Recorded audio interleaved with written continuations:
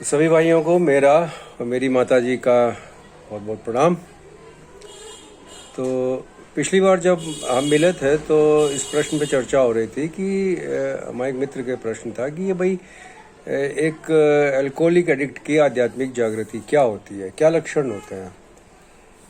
तो जैसा कि मैंने पहले भी बोला कि पहले हमें तो यही जानना पड़ेगा कि एक नशेबाज कौन होता है, क्योंकि सभी पीने वाले नशेबाज नहीं होते, शराबी नहीं होते। तो पिछले वीडियो में मैंने वो क्लियर करने का प्रयास किया, हालांकि वो विषय काफ़ी विस्तृत होता है, लेकिन जो भी है अभी थोड़ा बहुत समय मिलता है तो उसमें जितना भी था मैंने बताने का प्रयास किया। अब उसका दूसरा जो शेष रह गया वो है कि एक नशेबाज की आध्यात्मिक जागृति क्या होती है और कैसे वो उसका लक्षण क्या होता है।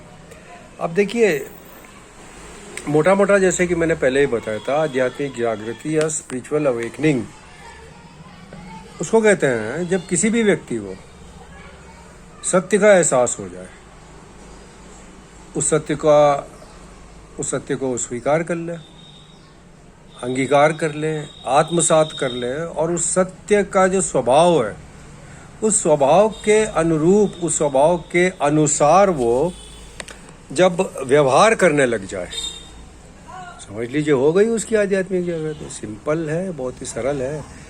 जो कार्यक्रम में बताया गया मैं उसके अनुसार बता रहा हूँ परिभाषा, और जो हमारे स्वामी जी ने बताया, जो आचार्य जी ने बताया, जो भाई जी ने बताया, गुरु जी से पता चला, मैं वही आपको बता रहा हूँ और जैसा मेरा अनुभव है।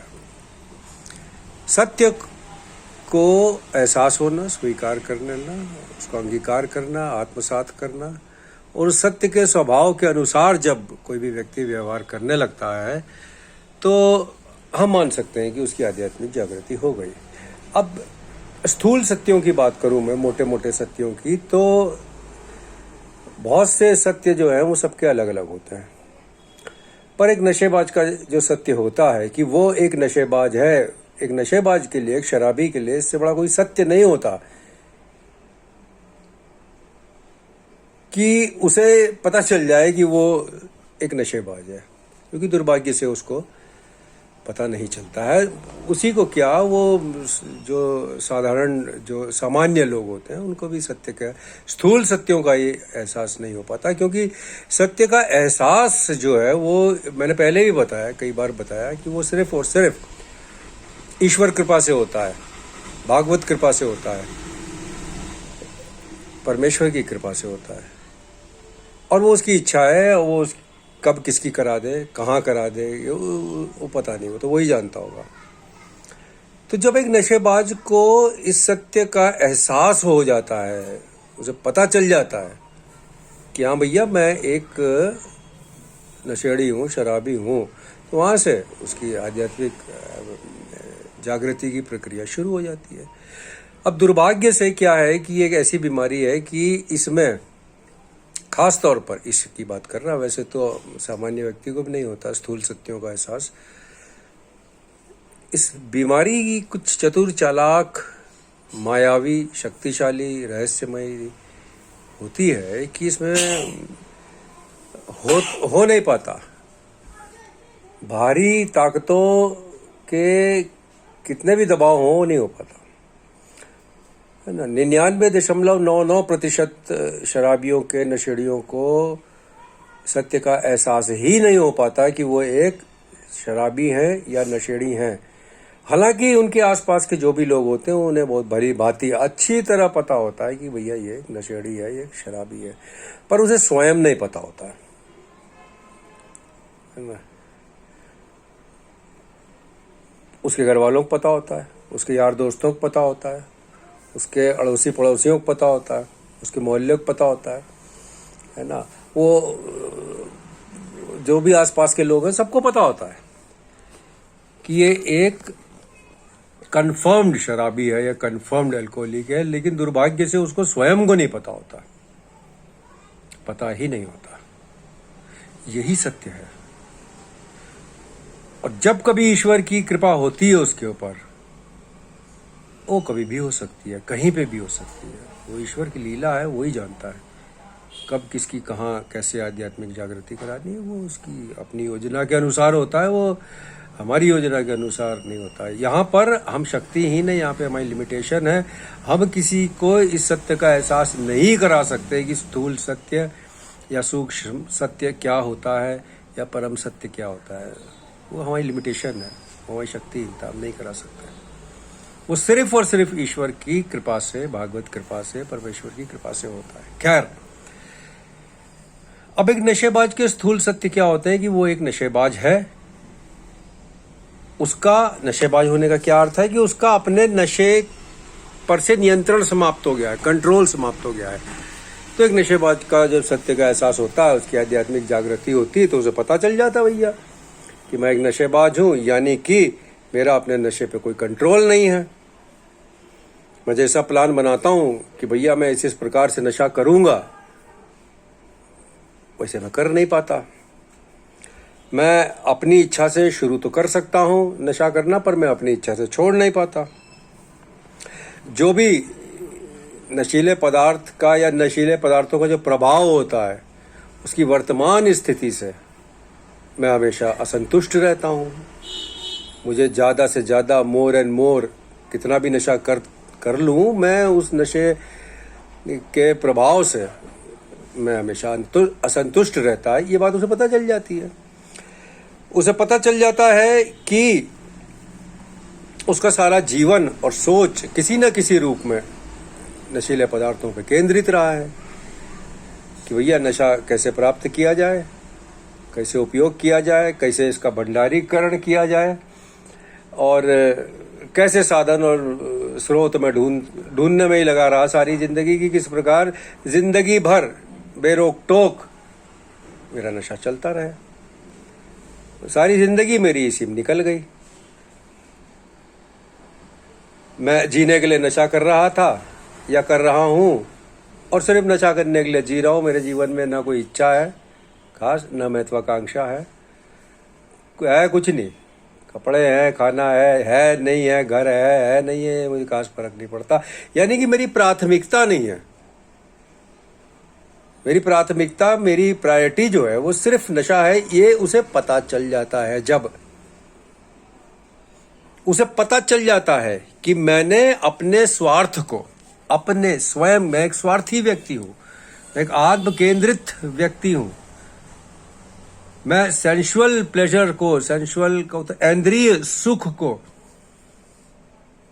हमेशा प्राथमिकता दी है। अपने पारिवारिक कल्याण को साइड में करके, दरकिनार करके, मैंने सिर्फ अपने स्वार्थ के बारे में, अपने स्वार्थ की पूर्ति के लिए प्रयास किया है। मैं एक स्वार्थी व्यक्ति हूं। पारिवारिक कल्याण मेरे जीवन में अगर कोई महत्व रखता है तो वो पहले नहीं है प्राथमिकता, दूसरे तीसरे पे हो सकती है, पहली नहीं है। मैंने अपनी इच्छाओं के चलते, अपनी स्वार्थी इच्छाओं के चलते, अपने परिवार की इच्छाओं को तो हटाओ आप, अपने परिवार की जरूरतों को भी नजरअंदाज किया है। ये सब चीजें उसे पता चलने लगती है जब उसकी आध्यात्मिक जागृति होती है। और ये आध्यात्मिक जागृति एक प्रक्रिया है और ये ईश्वर की कृपा से होती है। ये मैं बार बार बोल रहा हूं। किसी भी मानवीय शक्ति में इतनी सामर्थ्य नहीं है कि वो किसी एक नशेबाज को इस सत्य का एहसास करा सके और उसे स्वीकार करा सके, सिर्फ और सिर्फ ईश्वरीय कृपा से। इसीलिए 12 कदम का जो कार्यक्रम है उसमें बार बार, कदम कदम पे हायर पावर, ईश्वरीय कृपा, ध्यान, प्रार्थना, इन सब का जिक्र बार बार आता है। वो आगे भी मैं इसको बताने का प्रयास करूंगा। फिलहाल जो है मैं ये बता रहा हूं कि एक नशेबाज की आध्यात्मिक जागृति कैसे होती है। कैसे होती नहीं है, उसकी आध्यात्मिक जागृति के क्या लक्षण है। और जब इस सत्य का उसे एहसास हो जाए, और सिर्फ एहसास ही करने तक बात नहीं रहती, इस सत्य को वो स्वीकार कर ले, अंगीकार कर ले, आत्मसात कर ले, और इस सत्य के अनुरूप, उस सत्य की मांग के अनुसार वो व्यवहार करने लग जाए निरंतर, तो मान लीजिए हो जाएगी उसकी आध्यात्मिक। बहुत ही सरल शब्दों में यह होता है कि जब अपनी वो व्यक्तिगत स्वार्थी इच्छाओं को दरकिनार करके, पीछे हटा के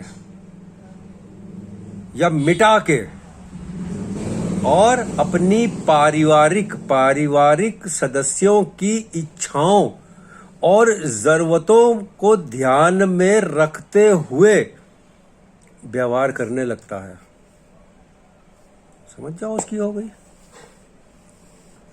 क्योंकि वो पहली चीज तो ये समझ जाए भाई, सबसे पहली चीज क्या समझेगा वो, कि मेरे परिवार की, मेरी तो इच्छा है अभी भी शराब पीने की, पर मेरे परिवार की इच्छा नहीं है कि मैं शराब पीऊं या नशा करूं, और जरूरत तो बिल्कुल भी नहीं है परिवार की कि मैं नशा करूं या मैं शराब पीऊं। और मेरे परिवार, चलिए वो एक अलग मैटर हो जाएगा, वो एक अलग ब्रांच हो जाएगी। तो जैसा कि हमारे स्वामी जी बोलते हैं, आचार्य जी बोलते हैं, भाई जी से भी ये बहुत कुछ सीखा हमने, और जैसा कि हमारे गुरु जी बोलते हैं, जैसा मेरा अनुभव रहा, मैं सिर्फ उसी के आधार पर बोलता हूँ। ये सब चीज़ें कोई डिवाइनली रिवील्ड नहीं हुई है मुझे, कुछ दैवीय शक्ति मेरे कान में नहीं फूका है ये सब, है ना। ये सब, और सत्य का एहसास इतनी आसानी से नहीं हुआ, और ना ही मेरे अपने एफर्ट्स से हुआ। ये भी मैं बता दूं आपको, अपनी बात बता दूं, जो मेरे पुराने बचपन के दोस्त हैं, ईश्वर की कृपा से जो अभी भी मेरे से जुड़े हुए हैं, वो इस बात को अच्छी तरह जानते हैं कि मैं बहुत छोटी उम्र में अनकंट्रोल नशा करने लग गया था। लेकिन इस बात का एहसास होते होते मुझे 30 साल लग गया। बाकी मेरे मोहल्ले में, परिवार में, मेरे रिश्तेदारों में, मेरे सबको मालूम था कि मैं एक शराबी हूँ, सबको मालूम था। जिन लोगों ने मुझे देखा भी नहीं था उनको भी पता था कि मैं शराबी हूँ। अच्छा आप वो हैं, अच्छा। और तबीयत कैसी है आपकी? हमने ठीक है भाई जी। तबीयत कैसी, मतलब ये है कि अभी भी हो तुम यूजिंग में या नहीं हो।